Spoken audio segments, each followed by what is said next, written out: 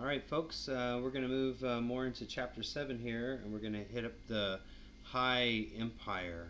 So we're going to be moving out of the early Roman Empire section into the High Roman Empire section. And the reason we call it the High because it's the height of the Roman Empire. So we're looking at the time when the Roman Empire is going to be the most expansive and it's going to get the least amount of pushback. So its opposition is going to be very limited or very minimal, and because of that, it's at its height. That means it's at its most expansive. So whenever you look at map 7.1, that's going to be the expanded time of the High Roman Empire. And during that time, it's Trajan, Emperor Trajan in particular, who's expanding the Roman Empire to its height.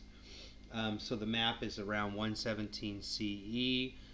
So that will be your threshold or your time frame in regards to when the High Empire begins. It's going to be around the time of Trajan. And so one of the very first things we're going to look at artistically is going to be the column of Trajan. So you're actually in your PowerPoint going to need to go all the way back to figure 7.1 to get the overall image of what the column of Trajan looks like. And of course there's the casted bronze sculpture of Trajan himself at the very top. But what this is this is again one of those triumphal monument sculptures like we saw with the Arch of Titus last time. And this is going to be one of those triumphal monuments that shows the conquering and conquest element of the emperor. And in this case, it's going to be this column, and the whole column is the sculpture. And this column you actually enter. You can enter at the base and walk all the way up to the top on the inside of the column. And the one thing that I want you to know in particular, first and foremost with this column, is that it does have two major things. It has a frieze and it has relief sculptures. And as you know, and you have learned at this point, that whenever we have a frieze on any of our temples or monuments that we've seen in the past, it has a relief carving element to it. So when you zoom in and you look at figure 7.1, you'll see it's a spiral narrative that goes from the bottom to the top. Those are the relief sculptures that are focusing on two main war campaigns that Titian was part of to expand the Roman Empire to its height. So with those reliefs going all the way up in this spiral-like fashion, that means that those reliefs are the visual elements to the frieze. And so that frieze is actually spiraled from the bottom to the top. So what I'm saying is that this column of Trajan has a spiral frieze. So it's a frieze like you would see on the Ionic and also on the temple orders back in Greece. But the frieze is actually this continuative narrative of these two war campaigns that Titian was part of that led with the relief narratives and the figurative narratives going all the way to the top. So it's called a spiral frieze, and he's using low relief sculpture to depict this triumphal victory with these two campaigns, these two war campaigns. So what we're going to look at now is, I'm sorry, but you're going to have to jump all the way down to figure 745. And 745 through 745, 745A, and 745B will be these relief sculptures that show all these different scenes during these two big war campaigns that Trajan led. So you can see the interest in depth and built up that vanishing point, and as well as that horizontal perspective, trying to depict exactly how many people were there on the battlefield. So when before what we saw was a composite of figures in the past, like with Mesopotamia and even in Greece, to try to depict the sheer numbers that are there. But here with the Romans, because they're very interested in history, as they try to depict everything that was actually going on. And you're probably like, oh, this doesn't look very large. But in figure 745, you see those little openings, those small little openings. Those are the windows to the column. That's how big this is. It's huge. So it can fit several humans inside at once as you're going up this spiral staircase on the inside of the spiral column. So that little window is an indicator in scale to how vast each little section of the spiraled frieze how big it is. So it really is quite magnificent and triumphant, at least within its imagery. Now, a couple things technically is the reason why they chose the relief contour instead of like high relief, a low relief contour instead of a high relief contour, is because if it was a high relief, it would take away from the visual spiral effect that you see with the column. So by it being low relief, or also what's called bas relief, and I want you to start to know that now, and that's French, and it's spelled B-A-S, bas relief, or also known as low relief. It keeps the actual dimension and shape of the spiral. You don't lose the column shape and you don't lose the spiral because it's in low relief. So that was a technical decision that was made. And another thing that they did is they had to start the depictions from the top down. And the reason that they did that is by starting to chisel away the relief spiral from the top down, is any debris that came off of this column would just fall down onto the side of the column that doesn't have any imagery yet. Versus if they would have started carving from the bottom up, then whenever you got to the top, you could have knocked down some of the stone material, and it would have hit and possibly damaged some of the imagery that you already did below. All right, so those are some pretty big technical elements in regards to this column. Okay, so again, you're going to see within these reliefs lots of figures, lots of folks, lots of activity. Again, the Romans were very much about what actually occurred, historical, secular activities. And so within this spiral frieze, you're going to see that depicted from the bottom all the way to the top.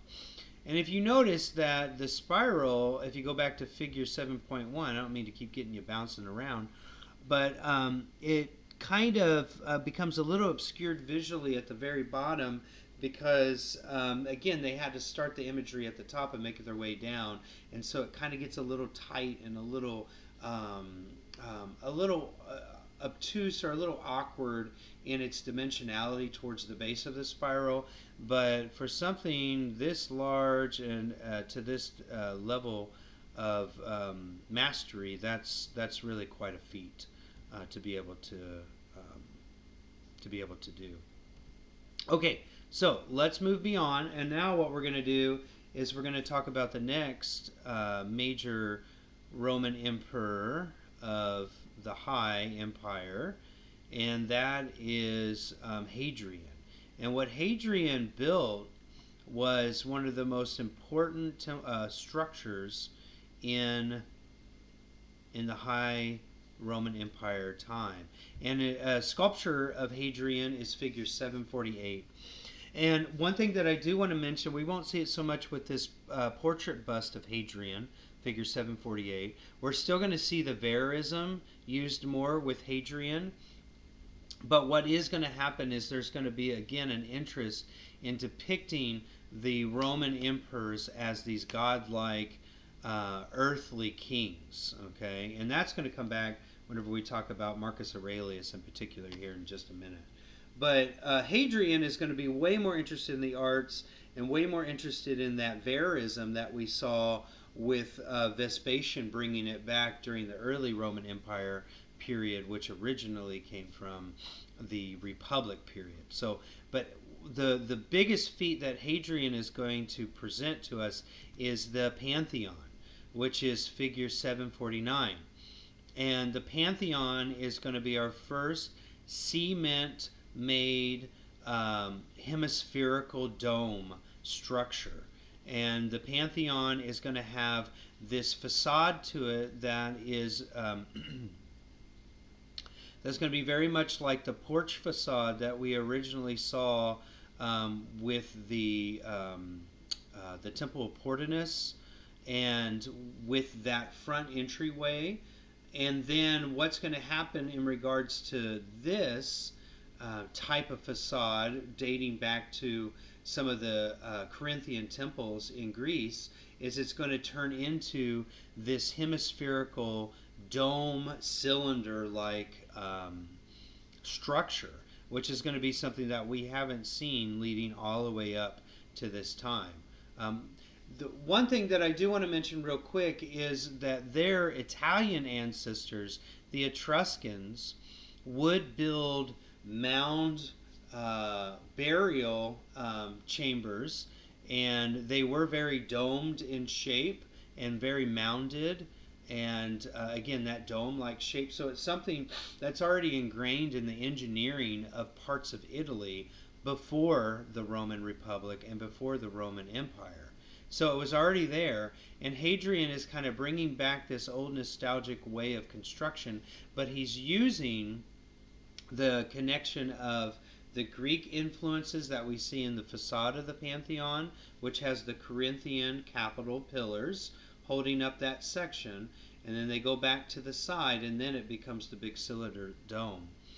So he's bringing in that, but he's also bringing in the heritage of the Etruscans, which is in present-day Tuscany, and that's the dome and mound-like built, more earthly structures that were dating back around in 800, 900, 1000 BCE. But instead, they're using the cement or the concrete to build up the cylinder shape, and then to start building the dome shape on top. Now, one thing that's really unique about this dome is it has something called an oculus. And the oculus is an opening in the middle of the dome. And what this oculus does is it focuses on illumination, all right? And with this illumination, it's supposed to give this sense of impression using light. So impressing upon us the importance of this divinity and this light source coming from the sky, as if it's this heavenly inclusion within the Pantheon, this divinely inclusion within the Pantheon, by leaving that opening, or that oculus, which just means like the opening of an eye in the center, to the sky and to the atmosphere. It allows the sun to come in, and you look at figure 750 and you can see a restored cutaway view of what that looked like whenever the light would shine into the inner dome of the Pantheon. And one thing that's really interesting is inside of the Pantheon are little niches all the way around that have all the different Roman gods. Again, polytheistic, and they believed in multiple gods.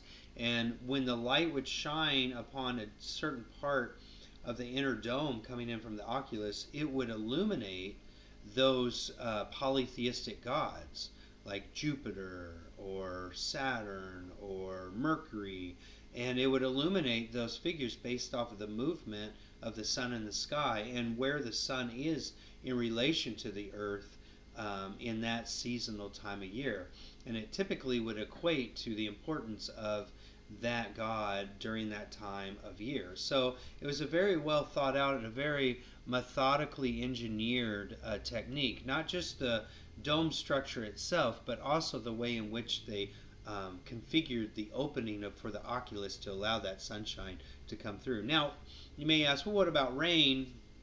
these were civil engineers. They knew how to disperse and irrigate running rainwater from a building, and they created the first plumbing systems. So they knew how to get the water out of the Pantheon, because they developed plumbing systems. They were the first to develop the plumbing systems in the Western world.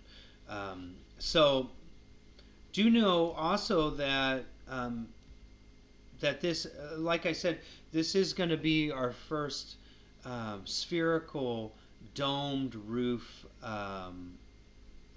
architectural structure that we're going to see in the Western world. And if you look at figure 750, you can see that it's two perfect circles, one on the y-axis and one on the x-axis, that make this perfect orbital shape on the inside of the Pantheon.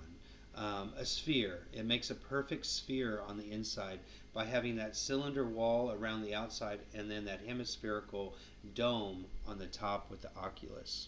Okay.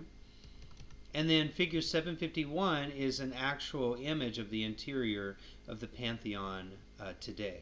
Don't get it confused with the Parthenon. This is the Pantheon.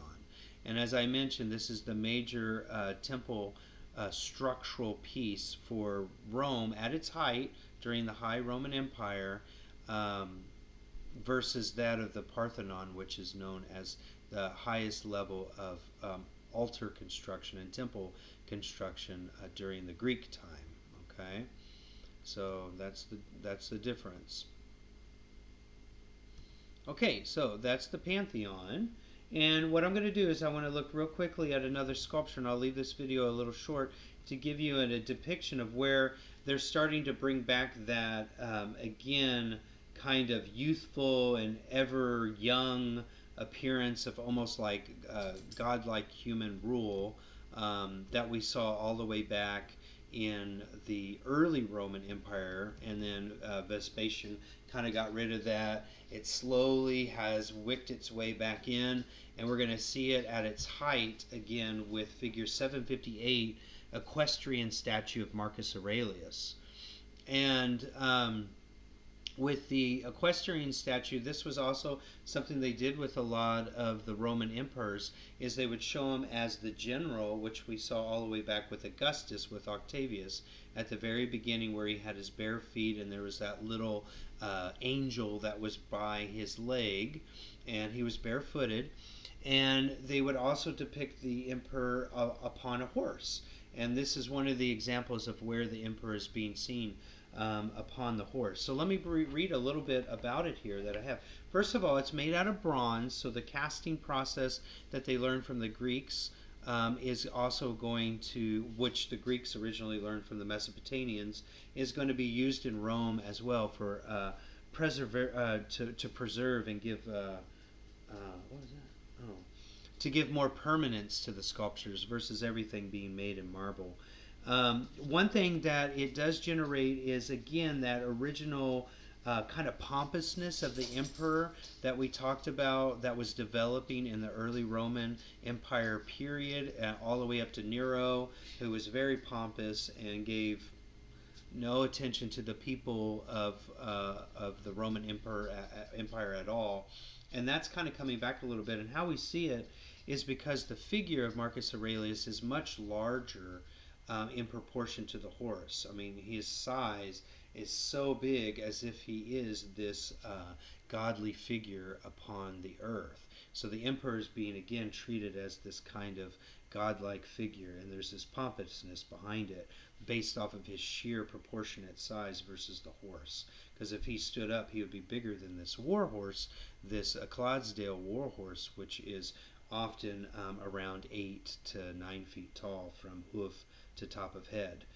So again, showing his depiction as much larger than your average human is an indicator of giving him this godlike status.